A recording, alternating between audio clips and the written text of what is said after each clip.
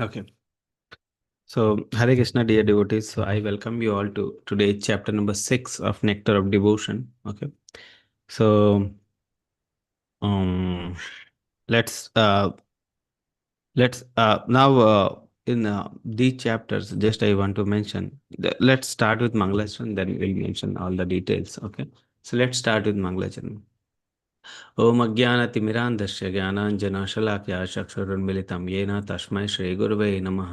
श्रीचैतन्यमनोभीष्टं स्थापितं येन भूतले स्वयं रूपा कदा मह्यं ददाति स्वपदान्तिकं। वन्देऽहं श्रीगुरू श्रीयुतपदकमलं श्रीगुरून् वैष्णवां च श्रीरूपं साग्रजातं सहगना रघुनाथान्वितं तं सजीवं साद्वैतं सावधूतं परिजनसहितं कृष्णचैतन्यदेवं श्रीराधा कृष्णपादान् सहगना ललिता श्रीविशाखान्वितां च नमा ओं विष्णुपादाय कृष्णपृष्ठाय भूतले श्रीमते भक्तिवेदांत स्वामिनिति नामिने नमस्ते सारस्वते देवे गौरवाणी प्रचारिणे निर्विशेष शून्यवादी पाश्चात्यदेशतारिणे जय श्री कृष्ण चैतन्य प्रभु नित्यानंद श्री अद्वैत गदाधर शिवासादि गौर भक्तवृंद हरे कृष्णा कृष्ण कृष्ण हरे हरे हरे राम राम राम हरे हरे हरे कृष्णा कृष्ण कृष्ण हरे राम राम हरे हरे हरे कृष्णा कृष्ण कृष्ण हरे Ram Hare Hare. Okay. So let's see chapter number 6 and chapter number 7 both will cover. Okay. So these chapters, this chapter number 6 contains some principles, and chapter number 7 contains some evidences regarding those. Okay, some details of that in which is discussed in chapter number 6. Okay. So this chapter, how to discharge devotional service. So these chapters are very practical. So will be in the chapters, not the philosophy. Philosophy we have seen earlier at earlier chapters, they have the philosophy, but now these chapters like 6, 7, 8, these chapters don't have the philosophy, they have the practical aspect. Okay. Like earlier chapter, you see that devotional service is greater than liberation, and the purity of the devotional service, how who is the candidate for the devotional service. These we have seen. But in chapter number 6, we'll see what things to be followed. So we'll straight away, Srila Rupa Goswami will give these are the things to be followed. There's no much um, philosophy discussed about those things. Okay, just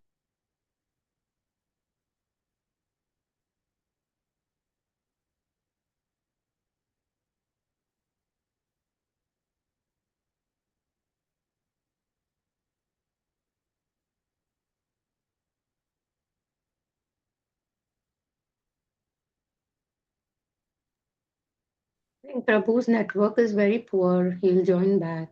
Hare Krishna.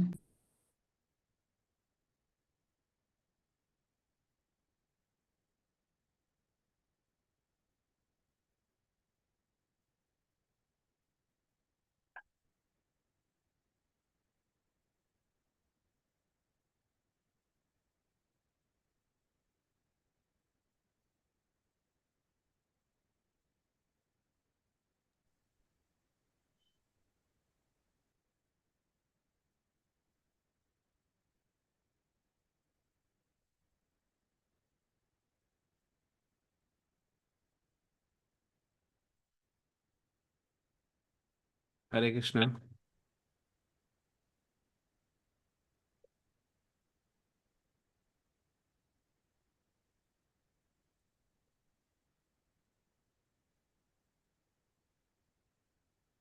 Hare Krishna, I can hear you better now. Yeah.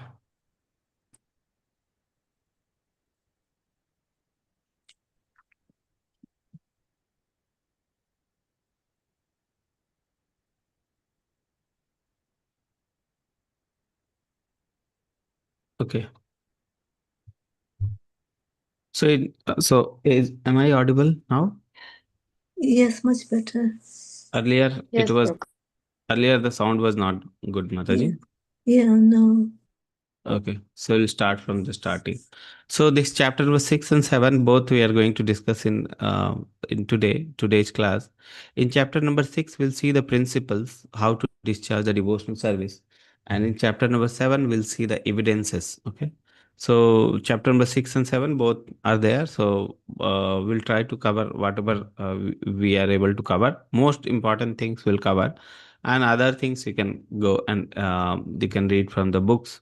The references you can go and read from the books. Okay, and other devotional many devotional service, how to discharge the devotional service, they are mentioned, that also can be read from the most important points will cover uh, of the chapter. Okay, so chapter number 6 contains the principles how to discharge the devotional service. It doesn't have that much philosophy, that it will have that you have to do this, you have to do that, you have to do this, you have to do that, like that do's and don'ts, it is mentioned in the chapter. And it doesn't follow the philosophy that why we should do it, why we should not do it.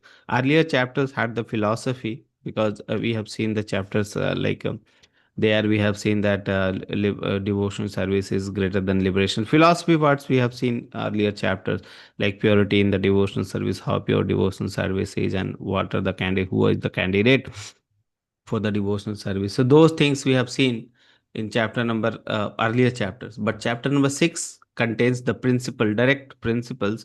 Doesn't have the philosophy that much. But chapter number 7 will have the references from where Srila Rupa Goswami has those principles taken. Okay, so that thing is there. So 6 and 7 both will cover in one day. Okay.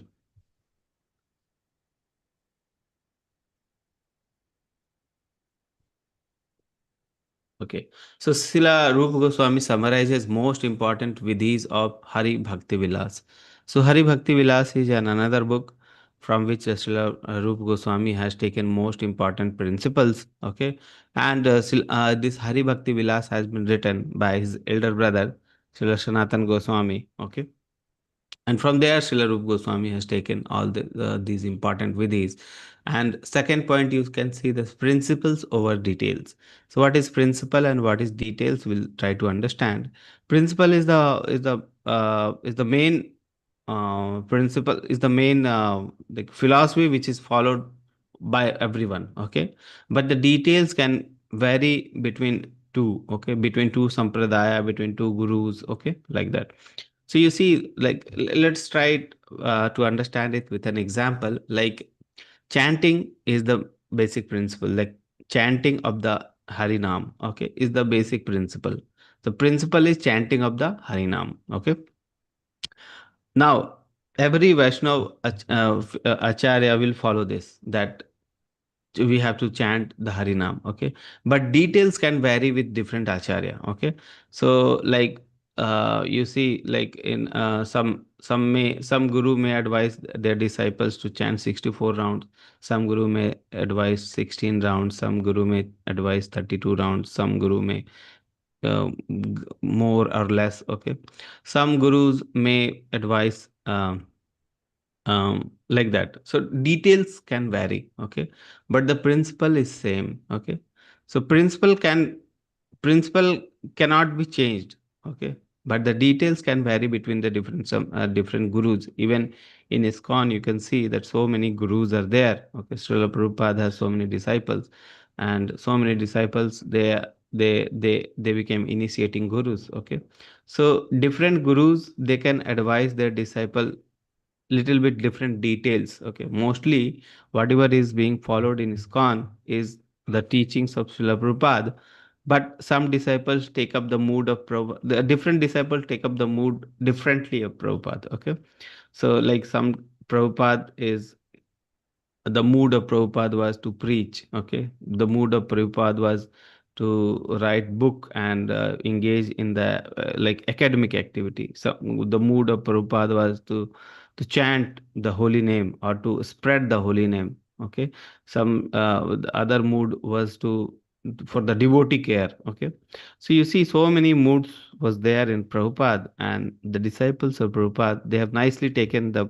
mood of Srila Prabhupada. Okay, some disciple are very much expert in devotee care. Some disciples are very much expert in Harinam Sankirtan. Some devotees are, some disciples are very much expert in book distribution. Okay, so different disciples take up the mood differently.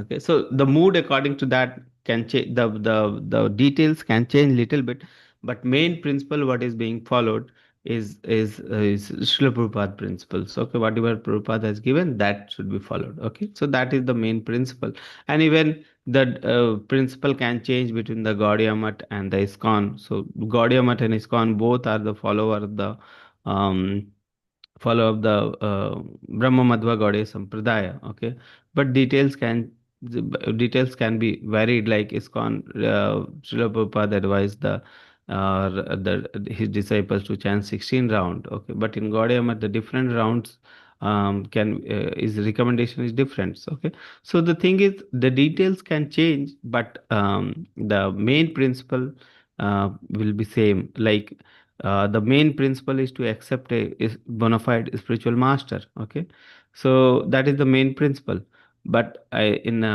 the details can change. Okay, in different scenario, details can change according to the scenario. Okay, so according to the circumstances, according to the time, the acharya can change the details for their disciples. Okay, but the principle will be same. Okay, so that is the thing. Okay, the principle will be the same, and acharya do not change the principle. Acharya change the details according to the circumstances, according to the time. Okay, according to the person, time, and circumstances, details can be changed, but principle, general principle will be same. So the Srila Rupa Goswami will be discussing the general principles. Okay, he is not dwelling into the details because details will be changed.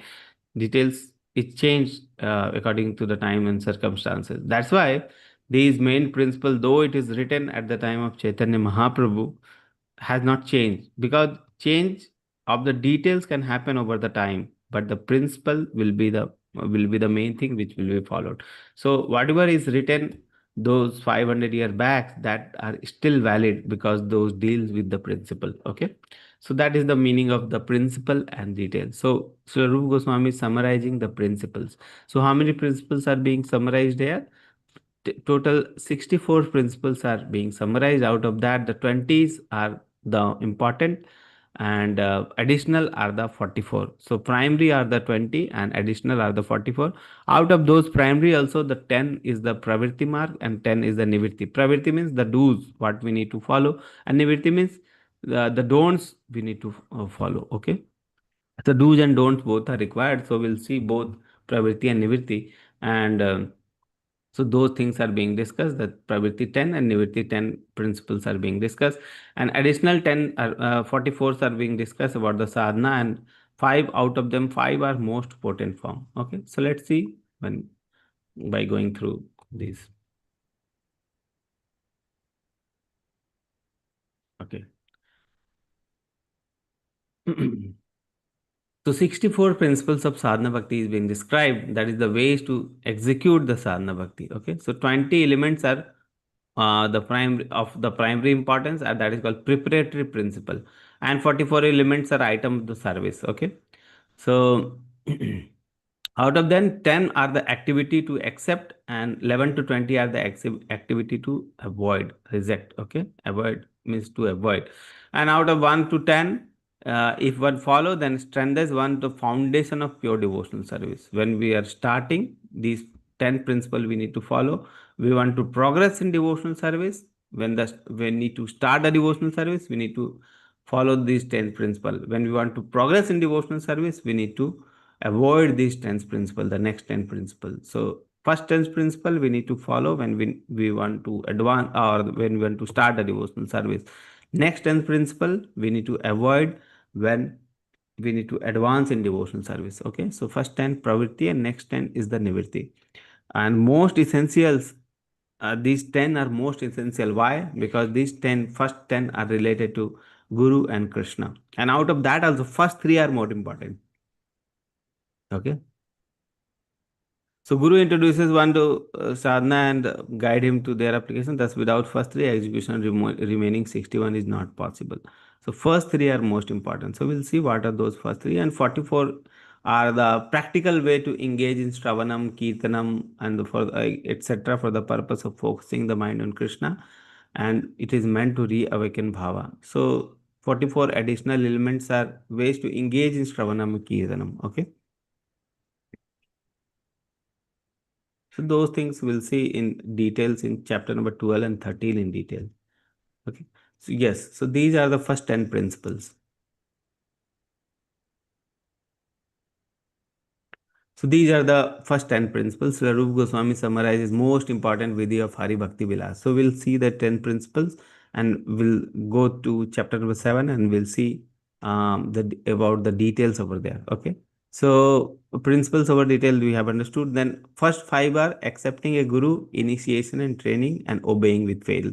Obeying with faith. So these 3 are related to guru, and these 3 are most important. After that, following the acharya under the guru, inquiring from the guru, give up anything for Krishna, residing in Dham, accepting only the necessary, observing the Ekadasi, worshipping the Tulsi. Okay, so these 10 are there. So we'll go through chapter number 7 and we'll see again everything. Yes. So first one is accepting the shelter of bona fide spiritual master. Most important. These first three are most important. If we don't have these first three, then 64 execution of the 64 is very difficult. Okay. So you see, accepting the shelter of bona fide spiritual master. So spiritual master, everyone has to accept. Without that, we cannot progress in spiritual life. Okay. It is it is it is it is the most necessary thing in spiritual life. From whom you are going to learn. Okay. So one guru should be there from whom you are going to learn. Okay.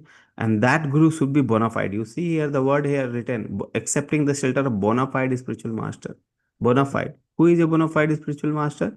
We have already learned in previous classes that any person who is Uttama Adhikari or the first class devotee. First class devotee. Who is first class devotee or Uttama Adhikari? One who is learned in Shastra and one who is very firm in the faith on Krishna. Okay. So one who has very firm faith in Krishna and Guru Parampara, and one who is learned in Shastra, that can be called as Uttamadhikari. So Uttamadhikari can become a guru. Okay. Or we have seen that can control 6 types of sense gratification. So what are those 6 types of sense gratification?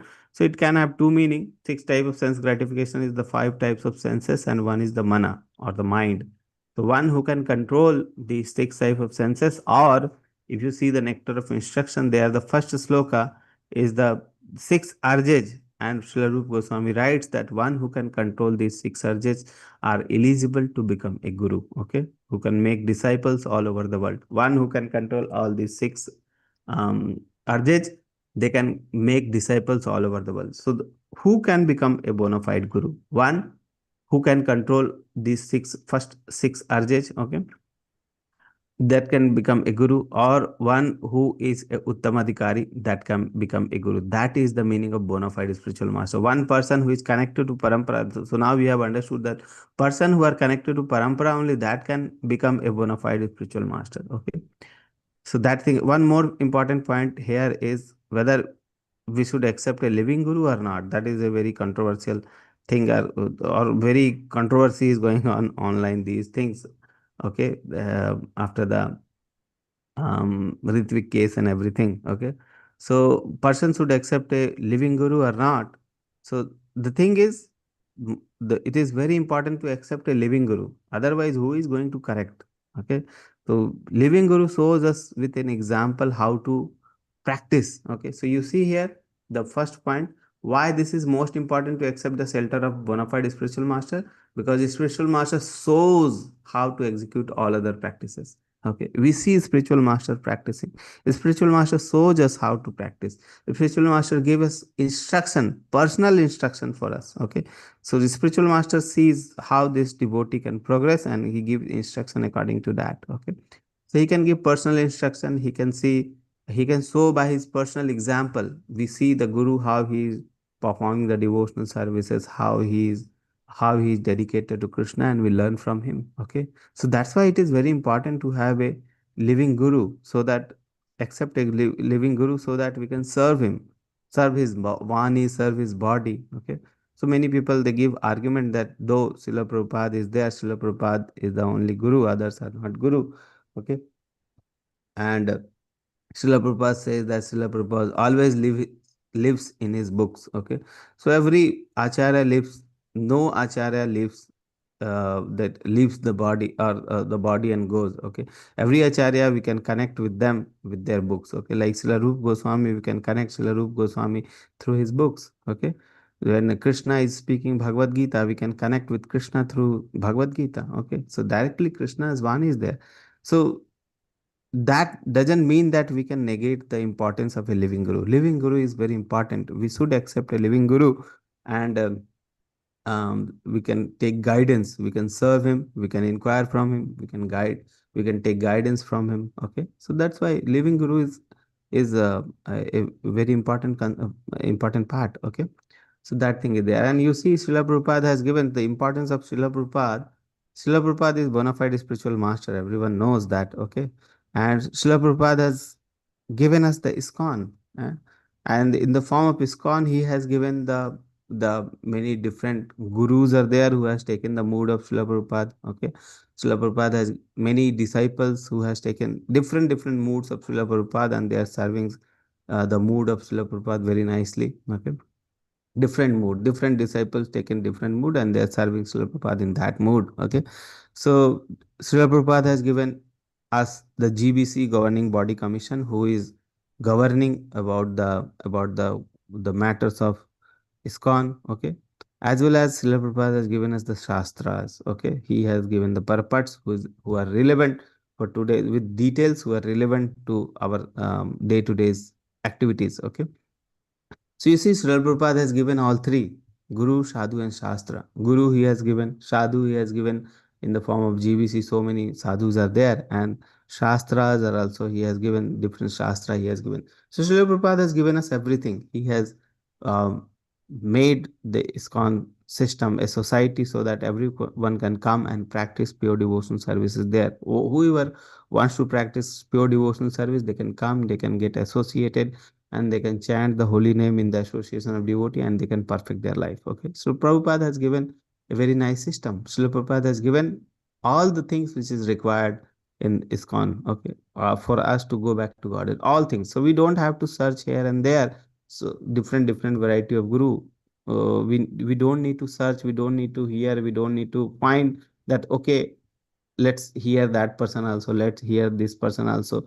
So what happens that so many in internet you can find so many gurus are there, so many gurus, they are giving different instruction. Okay, some people, some gurus, they are giving different instructions, some guru they are giving different instruction on internet. And when people hear the instruction about them, they can contradict. Okay, why? Because details can vary among the different gurus. Okay, that's why when we are in ISKCON, it is very important to hear whatever Srila Prabhupada has given. Why? Because Srila Prabhupada has given us everything what is required. Everything is there. In ISKCON, you will find everything what is required for us to go back to Godhead. We don't need to hear here and there and contradict ourselves. We just need to focus whatever Srila Prabhupada has given. Okay, we need to focus on that, and we can go back to Godhead through that only. Okay, so that is important. Okay, just a focused practice is important. We don't want to hear more details from different acharya and become confused. Okay, so that's why it is important not to hear anything and everything on internet. Whatever is bona fide, we should hear. Okay, so that is important. So first point we have discussed, that is accepting a shelter, the shelter of bona fide spiritual master. Why it is most important? Because spiritual master is one who can guide us, who can show us, and who can show us to how to execute all other practices. All the practices which is there, we can learn from spiritual master. Evidence is from 11th canto and 3rd chapter and 21 sloka. Okay, so these are the evidences from where Srila Rupa Goswami is taken. And who is bona fide spiritual master? We have already discussed. So this is the first point, which is very important: accepting the shelter of bona fide spiritual master. Second point: accepting initiation from spiritual master and receiving instructions. So now the second point is accepting the initiation from the spiritual master. Okay, we have we have accepted the spiritual master, accepted the shelter of bona fide spiritual master, but whether initiation is important or not. So you see Srila Rupa Goswami saying the initiation is out of these 64, these three are most important. So that's why it is initiation is also very important. Why? Because before initiation the connection is very formal, okay, very formal. But after initiation the form the relationship between the guru and the devotee and the devotee and the guru become very firm, okay, after initiation. And just like it is just like a marriage, okay, just like a marriage. Without marriage also a girl and a boy can live together, okay, but that is not recommended, okay. Boy and girl can live without marriage also, but why the marriage is then important? Because marriage will has vow, marriage vow will be there. So and the husband and wife need to follow the marriage vow, and this is like form relationship between the husband and wife after the marriage. Before marriage they are very casual, okay. So after marriage they become very firm, okay. So like that. So accepting the initiation from the spiritual master. And why the initiation is important? Because initiation means to get connected with the parampara, to get connected with the guru, and through the guru connected to the parampara, okay. So here also there are two types of spiritual master. One spiritual master is called Diksha Guru, and second spiritual master is called Shiksha Guru. Diksha Guru is one person with whom we can accept the Diksha, okay.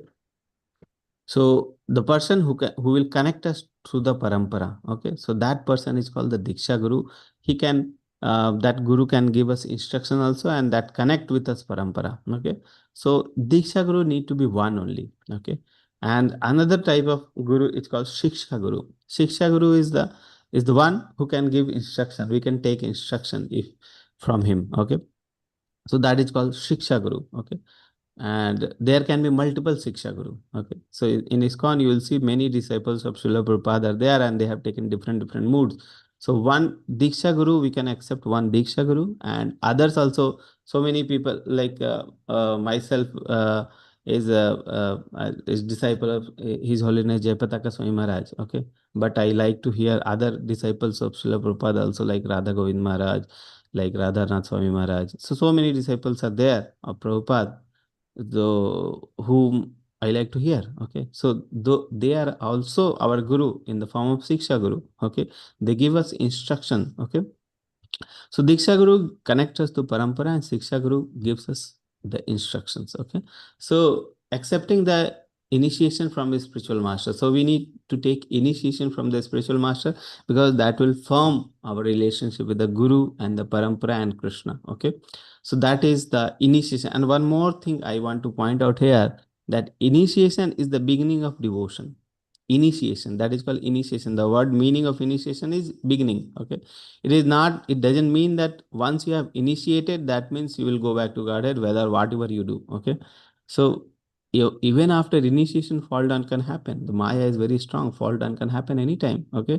So what we need to do is to receive the instruction and firmly follow the instruction. The third point will be to firmly follow the orders and instruction of spiritual master, so that we can progress. Just taking initiation doesn't mean anything. We have to firmly follow the instruction of initiating master, initiation master, as well as Shiksha Guru. Then only we can go back to Godhead. Okay, not just we have taken the initiation, that's it. If we have taken the instruction and we have not we are not following the instruction of our spiritual master, that means we are just like a burden on the spiritual master, on the head of the spiritual master, because the spiritual master has to take us back to Godhead. And if we are not following the instruction of the spiritual master, just took the initiation, after initiation we become very loose, just like materialistic people. We become materialistic people. then that doesn't have any meaning, and we become burden on our spiritual master. So we should not become a burden on our spiritual master. We should follow the instruction of the spiritual master very carefully. So you see, the accepting the initiation from the spiritual master and receiving the instruction, that means accept as representative of Krishna. The spiritual master is the representative of Krishna. Okay. So for us, who is Krishna? Krishna is everywhere for us. Krishna is there inside us in the form of Paramatma, in form of Chaitya Guru, and Krishna is there in front of us in the form of living Guru, in the form of our Diksha Guru. Krishna is there in the form of our Shiksha Guru. So many. So Krishna's mercy you can see in the form of Guru. So for a disciple, Guru is representative of Krishna. Guru is like equal to Krishna. Okay, but for a Guru, he is just like a servant of Krishna. Guru consider himself as servant of Krishna, but disciple consider the Guru as equivalent to Krishna. Okay, so Guru is we should accept Krishna in the form of Guru. So whatever Guru's instruction is there, that we should take as instruction from the Krishna only. Okay, so that is called accept as representative of Krishna. So Guru is representative of Krishna for us. Okay, and learn Srimad Bhagavatam. We should learn Srimad Bhagavatam. We should learn the practices of devotional service from the Guru. Okay, an attitude must be to satisfy him. Very important. Attitude must be to satisfy him. We should not do anything which is for our satisfaction. We should not do anything which is for our sense gratification. What we should do is must do, and that is must do is to satisfy him. Whatever activity we do, it should satisfy Krishna, it should satisfy Guru, it should satisfy Guru Parampara. It should be in the line of the the Guru Parampara and the Gurus and Krishna. Okay, then it is called the devotional service. Otherwise it is not devotional service. Okay, in the name of devotional service, we may follow the karma kanda in the name of devotional service. Okay, like ritualistic thing, like many people um the, the ritualistic thing are okay for the beginner thing, but when we want to advance in devotional service, whatever we should do, whatever activity we do, it should be pleasing to Krishna. Then it is called pure devotional service.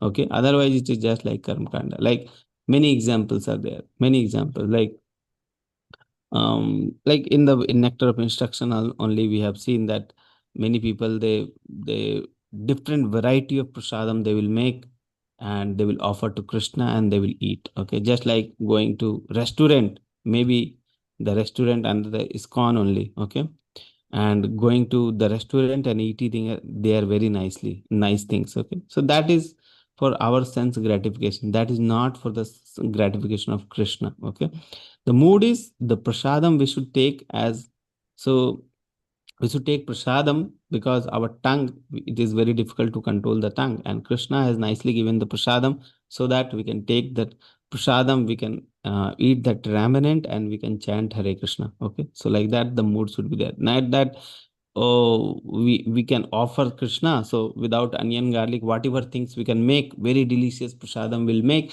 and will offer to Krishna and will accept that. So that becomes a ritualistic thing. That is not the mood of a devotee. That should not become a mood of devotee. That is not to satisfy Guru and Krishna. That is for the satisfaction of our senses. So we need to see every time what is the mood of doing the activity. If the mood is to satisfy Krishna, then it is okay. Like in the temple also we do services. So many times we become like we like when people encourage us. Okay, what service you have done, very nice service you have done, this you are doing very nicely. Okay, if that if if we take up that appreciation from others, then we may become puffed up and our false ego will increase. Instead, what should be our mood is to whatever the services I am doing, it should be pleasing to Krishna, whether anyone glorify, whether anyone not glorify. But our mood is to satisfy Krishna. Our mood should be there to satisfy Krishna.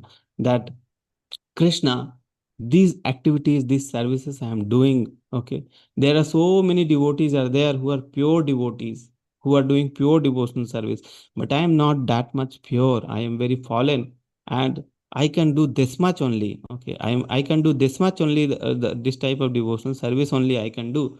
Please accept these, and please accept these devotional services and purify my heart from within, so that I can practice the devotional service very nicely. This should be our mood, that whenever we are doing the devotional service or any activity which we are doing for the pleasure of Krishna, pleasure of Guru Parampara, not to satisfy our senses. So that should be the attitude. That should be our attitude to work or any work we are doing. Okay. The third is the serving the spiritual master with faith. Okay. So apply the knowledge of one and two by serving him. So first and second, okay, accepting the spiritual master and taking shelter of an spiritual master. Okay. And whatever knowledge we have from there, okay. So that knowledge we can attain by serving the Guru. When we serve the Guru, we can take instruction. Okay. So that should be the mutual. We serve and take instruction. Okay. Never be envious of him. Gurus, we should not become envious of Guru. Okay, our Guru Maharaj is this, our Guru Maharaj is not doing this, I am doing this, our Guru Maharaj is doing something else. So we should not become envious of our Guru. Okay. Many people we find that they become envious of Guru when any Guru scolds them. Okay. When our Guru scolds us, okay, our scolding is, see, if anyone gets scolding from Guru, that person should be considered as very lucky that Guru has scolded him. Why? Because the scolding is for our betterment. If Guru is scolding us, that means he is concerned about us, and by following that instruction we can become more pure, we can become more better. Okay, that means we have some certain fault and Guru has found that fault, and mercifully he has scolded us so that we can become more better than earlier. Okay, sometimes we find that many person become envious of Guru. Okay, you have scolded us, what do you think, that you are only Guru, there is no other Guru, Srila Prabhupada is my Guru. Okay, so we find certain times like these type of disciples also. So that is called enviousness to Krishna. Okay. So never be envious of him. Never be envious of Guru. Okay. And equal to serving all demigods. Serving the spiritual master is equal to serving all demigods. Okay. So like that. Then the fourth one is following the footstep of the saintly person, following the acharya under the instruction of Guru. Okay, under the guidance of Guru, following the acharya. That is the fourth principle. Like you see the example of Buddha is being given. Though Buddha is the supreme personality of God, is incarnation only. Krishna only take incarnation in form of Buddha, but the teachings of Buddha we don't follow. Why? Because it doesn't match with Guru, Sadhu, and Shastra. Okay, Guru, Sadhu, and Shastra, it doesn't match. Okay, so we do not follow the instruction of Buddha because it doesn't follow the principle. So what we have understood, principle and detail, the principle can not vary. So Buddha, though he was supreme in personality of Godhead, but he changed the principle. So principle cannot be changed. Okay, and why he changed also, the reason is there, because he at that time the purpose of taking incarnation was different. So that's why the teachings of Buddha we don't follow, because that is away from the principle. Okay, so Buddha, although the supreme personality of God, is rejected because he has not followed the previous authorities. Okay, so he changed whatever the previous authority has done. That's why we don't follow, and the purpose also is different. So that's why we don't follow. Okay,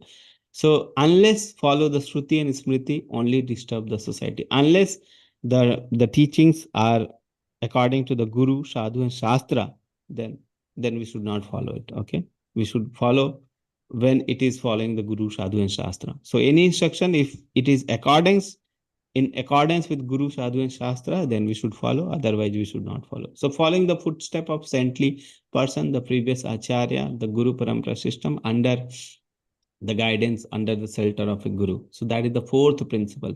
Fifth principle, inquiring about the religious principle from the Guru. Okay, how we can progress, what we should do, what is instruction for us. Okay, so these things are inquiring about the religious principle from a guru. So these are the 5 most important points related to the guru. Okay.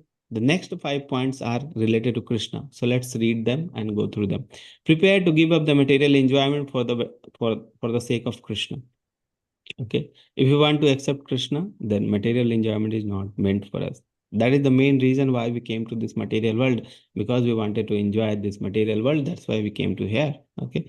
So we should be prepared to give up material enjoyment. Okay. When for the sake of Krishna. Okay.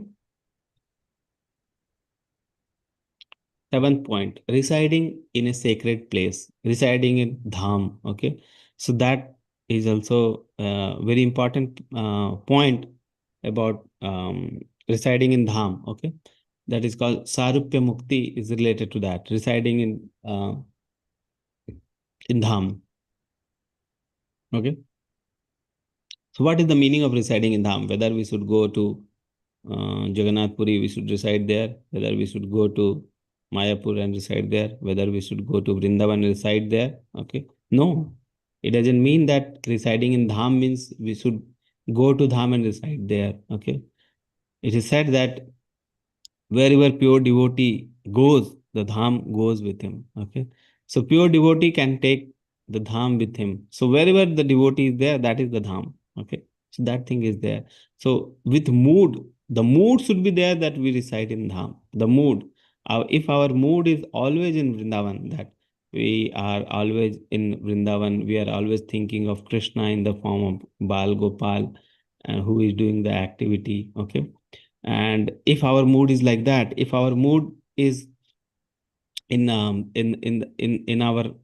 mind, if we are remembering Krishna always, then that means that we are in Vrindavan. Okay, that means we are in the Vrindavan. So that thing is there. That physically residing in the Dham is also important, but not that much important than residing mentally in the Dham. Okay, thinking, but the consciousness should be in there in Dham. The consciousness should be there in Dham. That's why the importance is of consciousness, not the outside physical activity what we are doing. The more important or the most important thing is the consciousness. Okay. So the consciousness, with consciousness, we should reside at Dham. Okay. That we are always thinking about Krishna, then we are in Dham. Okay. So like that thing is there. Okay. Physically residing is also okay. But more important is the mental reside. Residing mentally. Okay. So residing in the Dham. Even you see the Chaitanya Mahaprabhu is the example also. So Chaitanya Mahaprabhu was touring all over the South India, and all over South India when he was touring, the disciples used to beg Chaitanya Mahaprabhu that we wanted to come with you. Okay, but Chaitanya Mahaprabhu would stop them. Okay, you stay wherever you are and you preach here. Okay, so like that the mood should be there. Okay. So instruction is like that.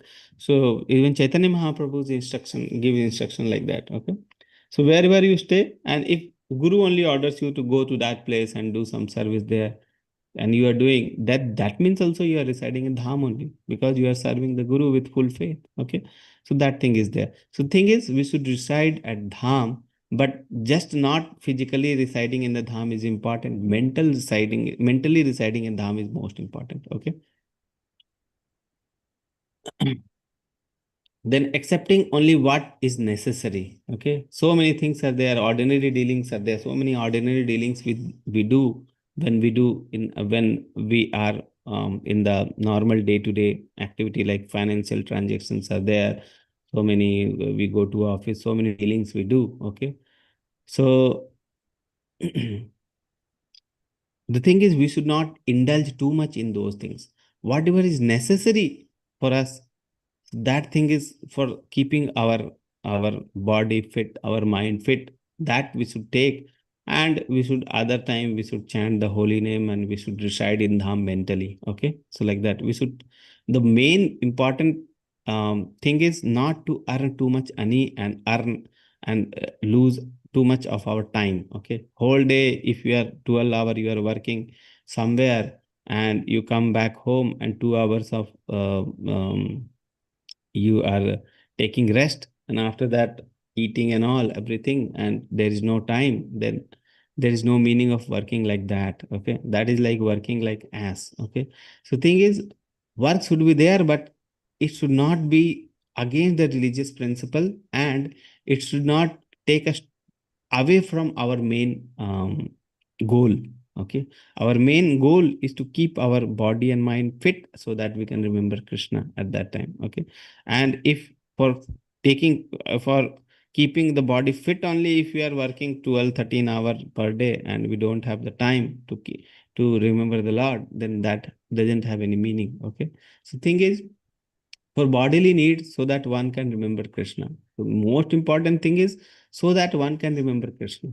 If we cannot remember only Krishna, then there is no meaning of keeping the body fit, keeping the body needs, okay, or the body fulfilling the body needs. Okay, the main important thing is so that we can remember Krishna, and whatever for that we need to um fulfill our body need, we should do that. Okay, so like that. So even if we don't do those things and we just take Harinam and just remember Krishna, Krishna can take care of everything. Okay, but we are not at that much level that we can very nicely and very with purification we can always chant 24 hours. We are sitting and chanting like that. We cannot do. We left everything. We left everything, every work, and we sit and just chant and take holy name and read books, and Krishna will take care of everything. That is again one extreme part. Why? Because for that our our mind is not that much stable. Okay, because if we are doing the pure devotional service, our mind is fixed in Krishna, then we can do that. If our mind is not fixed, then we'll create the problem in the for our family, for the society only, because our mind is not fixed in Krishna, and it will become problematic later. Okay, so that thing is there. So for our level, we cannot 24 hours sit and chant, but pure devotees who are there, they can sit and chant. Krishna takes care of all of their needs. Okay, so that thing is there. Okay, for us we need to work, but we should not indulge ourselves too much work in too much work, so that we forget Krishna only. Okay, we are working so that we can keep our body fit, so that we can remember Krishna. But if we are working too much that we forget only Krishna, then that work is only problematic. Okay, that thing is there. Make realistic vow for spiritual advancement. Okay, accept only what is necessary, and make realistic vows for spiritual advancement. Okay, so we should do spiritual advancement. Fasting on Ekadasi. Today is also Ekadasi. So on Ekadasi, we should fast. This is most important 10 points. Okay, and out of that is written that fasting on Ekadasi. So fasting on Ekadasi is every Vaishnava who wants to advance or wants to uh, start the devotional life, they should fast on Ekadasi. Fasting doesn't mean that we should keep ourselves fully empty stomach and uh, and we are not eating anything. Okay, so we can eat also, but the most important part is the fasting from the grains should be there on Ekadasi. Okay, so we should fast from the grains on Ekadasi day. We can take fruits and nuts. Okay, roots fruits, nuts, these things, vegetables we can take on these days. Okay, but even on Ekadasi, if we are taking these things, we should not take too much, so that we sleep whole day, we don't chant. Okay, so it should not be there. So fasting on Ekadasi should be there, and every Vaishnava should fast on Ekadasi. Okay, so offering respect to banyan tree, tulsi tree, we should respect these trees. Okay, so these trends principles are there. So you see many important instructions are there in trends principle, that we have to accept a spiritual master, and a spiritual master give us instruction, and those instructions we should follow with faith and devotion. Okay, follow the four regulative principle and chant. So most important, these are the instruction which is given to us by our initiating master, our Srila Prabhupada, that we need to follow four regulative principle, and we need to chant round. Okay, then we should follow the Ekadasi. We should accept the things which is necessary for our spiritual advancement, reside in the sacred places. So these are the 10 principles we discussed about the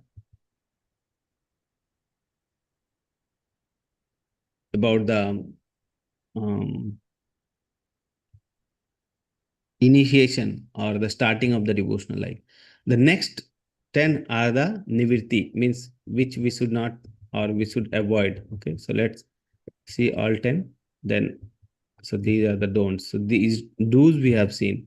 The don'ts. Okay, so don'ts are associate with non-devotee, instruct disinterested people. Okay, get carried away with building pricey temple, read too many books, neglect ordinary dealings, lament or jubilant over gain or loss, disrespect the demigods, trouble others, make offenses, tolerate blasphemy to Lord and devotee. Okay, so if these are the don'ts, if following without following these, one cannot properly elevate oneself to sadhana bhakti. So we want to elevate ourselves, then we need to follow these 10 principles. So let's go through these 10 principles.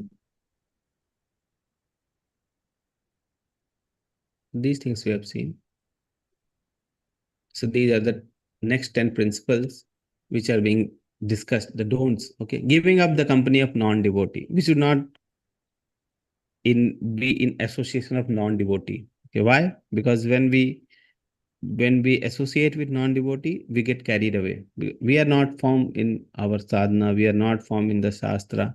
So when we associate with the non-devotee, we get carried away. Mostly the non-devotee which is being discussed are atheistic people. Okay, atheistic people, demigod worshipper, the karm kandi, who are too much into the demigod worship. Okay, and Mayavadi, the most important are the Mayavadi. Okay, because Mayavadi is also a type of demigod, or the Mayavadi is also a very dangerous type of the Karma Kanda only. Okay. So Chaitanya Mahaprabhu, when about this Mayavadi and non-devotee, mostly the Mayavadi, Chaitanya Mahaprabhu says the Chaitanya Mahaprabhu ordered to give up association of non-devotee. How? You see, accept the cage of iron or fire, but not with the non-devotee. Okay, accept the cage of fire or a cage of iron, but do not associate with the non-devotee. Okay, because what will happen when we associate with non-devotee? When we associate with non-devotee, our faith in Krishna will decrease and will again become like a non-devotee. We'll again start doing the activity which are non-devotees activity. So what will happen with that? This golden life will be over. And when will come again to this human form of life, and when will again come to the association of devotee, we don't know. How many life it will take again? Maybe 100 lives, maybe lakhs of life. After that, lakhs of life will again come back to the human form of body and association of devotee, and will take up Krishna consciousness. Who knows that whether we'll be able to take up Krishna consciousness at that time or not. Okay, so it is very important to not to company give company or take company of the non-devotee, so that they can deviate us from our path. Okay, we should not get deviated from our path. So it is very important to not to associate. So Chaitanya Mahaprabhu says you should take the cage of fire. You fire yourself, but don't take the association of non-devotee. You keep yourself closed in iron prison, but do not associate with non-devotee. That is what Chaitanya Mahaprabhu is saying. That's it is very important to not uh, be in association of non-devotee. So one more important thing I want to discuss here, that our dealings with the non-devotee should be very ordinary. Ordinary means whatever is required we should do, and whatever not required we should not do. Like if you're going to office and we are associating with the non-devotee, so we should not associate with them. Just ordinary dealing. Ordinary means hi bye you should do, and whatever activity is there, we should do the activity. Okay, or the office work you do the office work.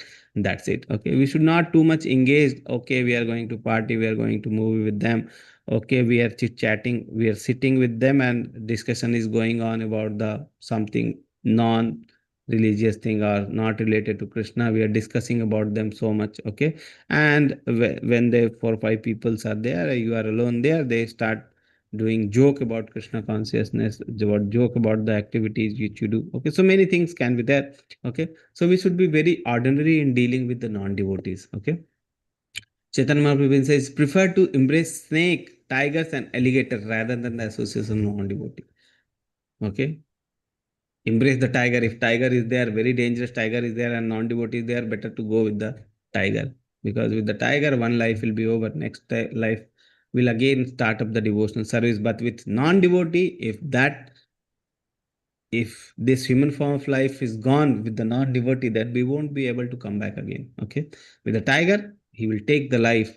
Next life will again come back and will have the association of devotee. Okay, but the non-devotee is very dangerous. Okay, so 12 to 14, not accepting unfit disciples. Okay, so Bhagavad Gita and Chaitanya Charita.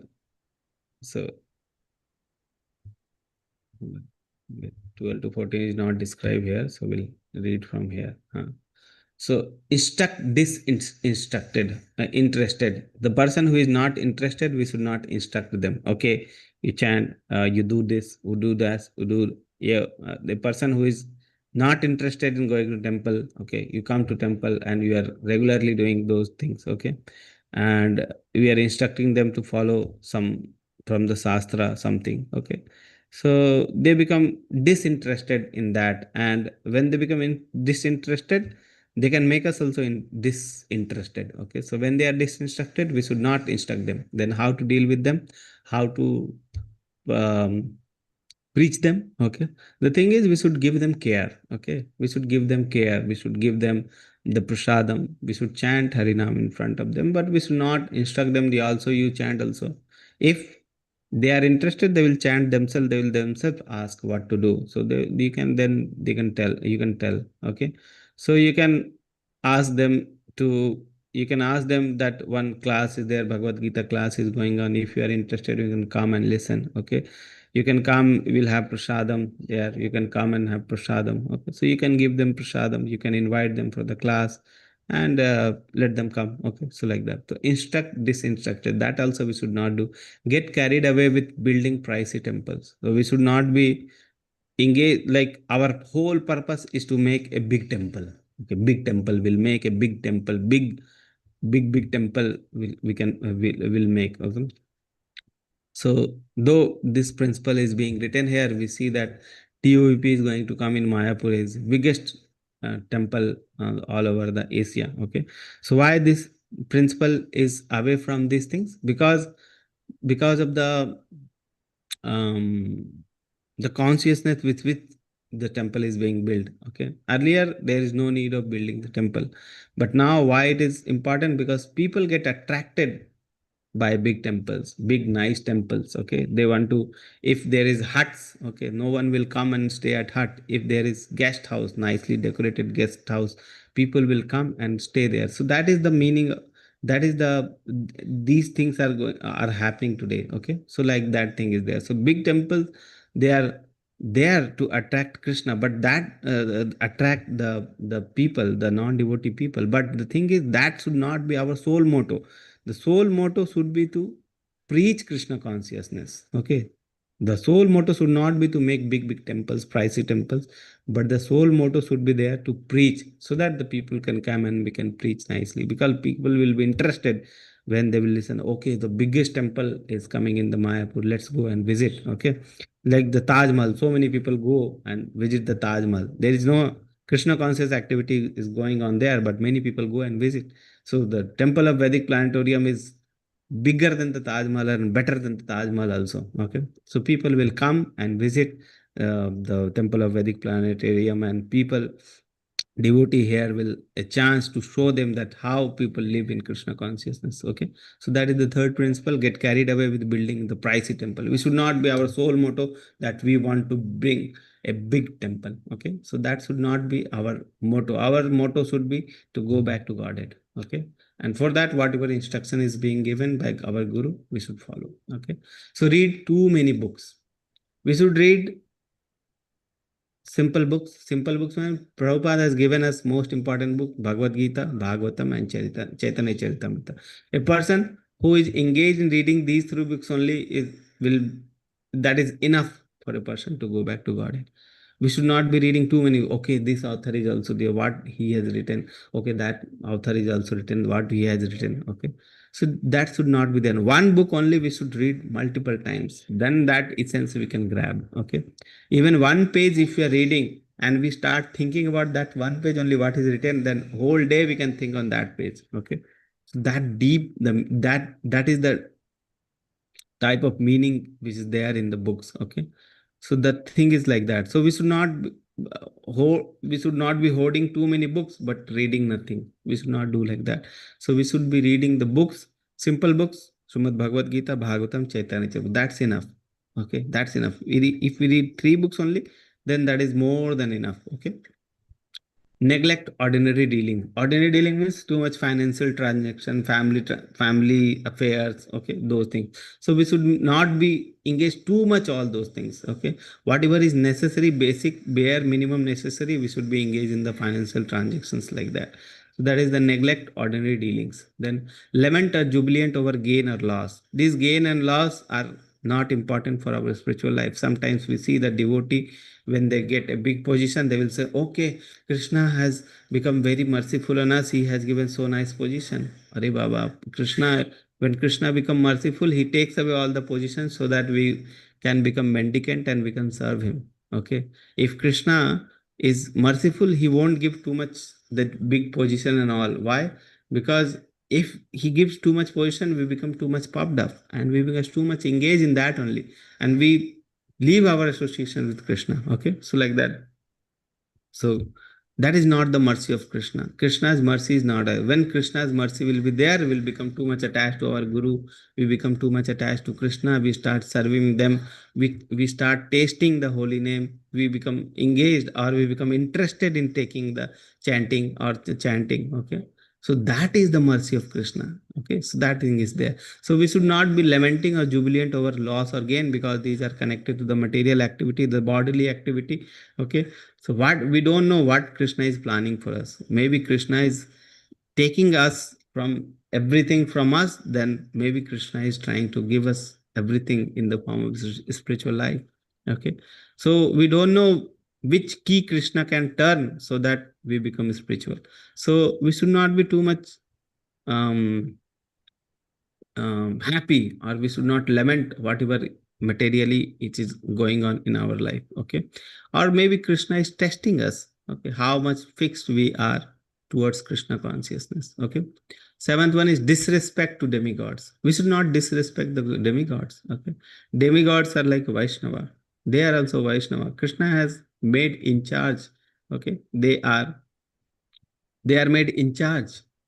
Krishna has given different departments to them, and they are serving the Krishna. In ISKCON, many times when a new disciples, a very new person joins the ISKCON, he thinks that only Krishna. We won't serve any demigod. Demigods are nothing. Who are demigods? We are above the demigods. Okay. So we should not do like that. Okay. Vaishnava Aparadh, we should not do any time. They are great Vaishnava. Okay.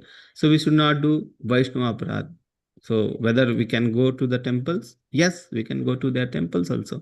Okay, we can go to the temples, but the mood, what with what mood we are going, that is important.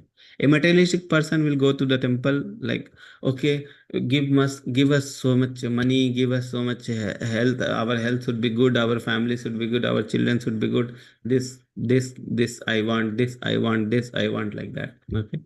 That should not be there. That is the materialistic point of view. Okay. When we go to the Vaishnava, okay, we beg for the Vaishnava that you are such a Vaishnava, you are such a demigod, you are engaged in Krishna's service very nicely. How I am going to be engaged in that? What mood, with what mood you are serving Krishna? Give us some mercy, because Vaishnava mercy is very important. Give us some mercy so that with that mercy we can also be attached with Krishna. Just like you are serving Krishna, we can also serve Krishna. Okay. With that mood, if you are going, then that is very important. Okay. Or the very nice. But if we are materialistic point of view, if you are going, that is very bad. Okay. So that thing is there. So we should not disrespect demigods. Okay. Trouble others. We should not unnecessarily trouble others. Okay.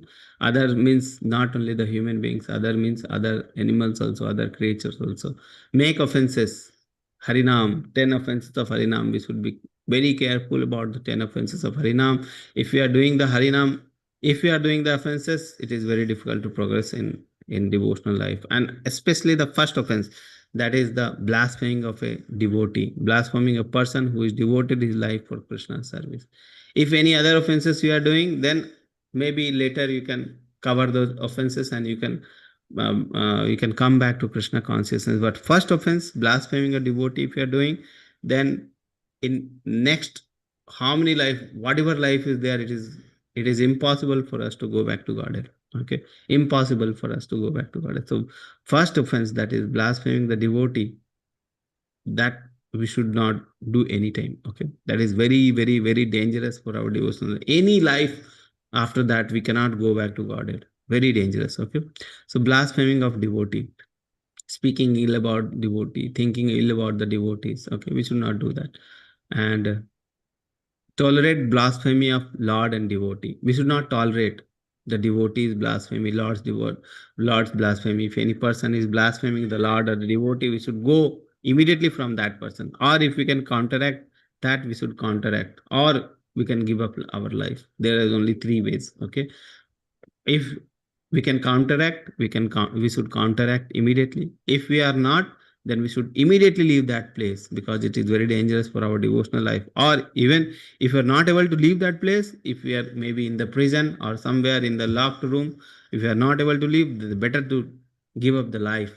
Okay, so that is the 10th one. Okay, don't. Okay, so these 10 are the don'ts. After that, there are 44 other items also. So 64 items, total 64 items are like that. Okay, so you can go and read. These are the most important points. The 20 were there, so that's why we discuss all those. So after that, you can go and read other items also, the other 44 items. So 6 and 7 chapter we have finished. So now let's see if there is any question. Hare Krishna Prabhuji, Dandavat Pranam Prabhuji. Yes, Swapnil Prabhuji. Yes, Prabhuji, I have a question that can you please elaborate on the point of residing in a sacred place, Prabhuji? As what is the mentality to that? Is just the thinking about the pastimes of the Lord, or it's like really dealing with the serving the instruction of Guru. That also is the part of residing in Dham. Okay, because mentally you are residing with the Guru. Okay, so that thing is there. Serve your Guru with faith and devotion. So that is also residing in Dham. Okay, so residing in Dham means doing the devotional service where you are. That brings the Dham with you only. So do the devotional service. So that becomes the Dham only. We don't need to physically reside in Dham. If you are doing the pure devotional service, wherever you are, that is the Dham. Okay. So that, I think that is the answer, Prabhu. I hope this answers your question. Okay, Prabhuji. Hare Krishna.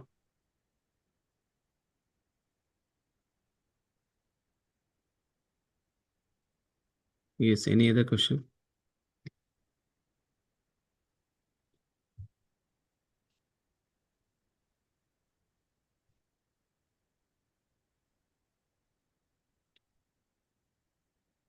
So today is Shayana Ekadashi. So I hope everyone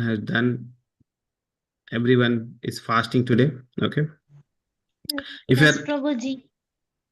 yes, everyone should fast. If you're not fasting, please start fasting from the next Ekadashi. You have already read. Okay. Okay. So if there is no question, we'll end up the session. Okay. And okay, so attendance form is there. You mark your attendance. Okay. So Vanchakalpatarubhasya Kripa Sindhu Bhavisha Patitanam Pavanebhyo Vaishnavabhyo Namo Namo.